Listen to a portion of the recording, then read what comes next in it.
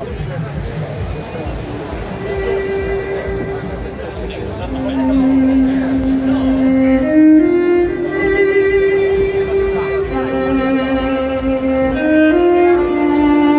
di luce era quella sera, mute nel cielo, si rincorrevano le nuvole a coprir l'ultimo pezzo di sole, con i pensieri appoggiati su quel tramonto che ormai da decenni accompagnava i suoi occhi verso casa, con l'aria intrappolata nella gola, fermo, in silenzio, con la mente verso le vie a cui dava le sue spalle ricurve e stanche, cominciò a correre.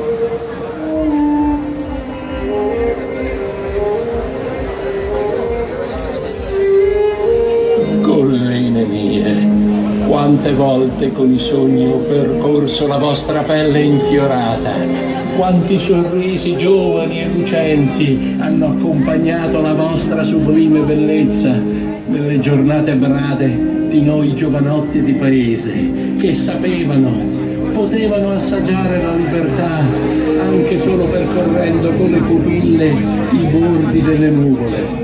Quegli stessi occhi che oggi, imbevuti di gocce di sale, non ce la fanno a reggere le palpebre appesantite dagli anni e da questa buia malinconia.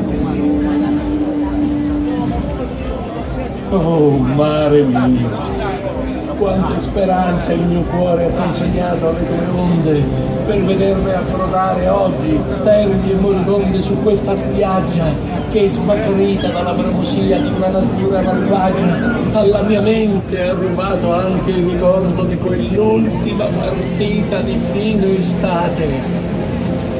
Vicoli della mia giovinezza, quanti piedi sentivate correre sulle vostre carni, quante allegre risate ascoltavate senza mai stancarvi l'udito, quante voci figlie di tutte le stagioni della vita animavano di gioia l'aria di cui vi cibavate. Ogni giorno era una festa, ogni giorno c'era un motivo, anche il più blando e povero, ma era un motivo per creare dalla cenere incendi di allegria. E ora cos'è rimasto di quelle voci, di quelle risate, di quella sincera contentezza? Il silenzio, muto, scuro, freddo. Le mie orecchie ascoltano solo vento, i miei occhi vedono solo foglie reggersi appena poco al di sopra di questa informe lastra di cemento.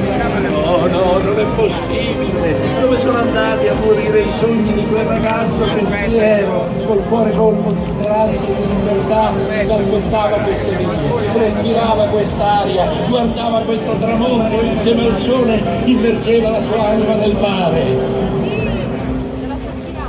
No, non ti voltare, nonna. Continua a guardarlo, quell'ultimo pezzo di sole. È piccolo, ma guardalo, quanto fuoco ha dentro. Piccola mia, vieni qua. Che bello vedere in te un pezzo di me di ieri. Sì, hai ragione. L'acqua non sa spegnerlo il fuoco. Se in quel sole abitano i tuoi sogni, il mare non li fa negare i sogni. Li culla, li preserva dall'avidità, dall'ignoranza e dalla paura. Il mare li sfama di coraggio e di forza quei sogni. La notte passa la paura del buio.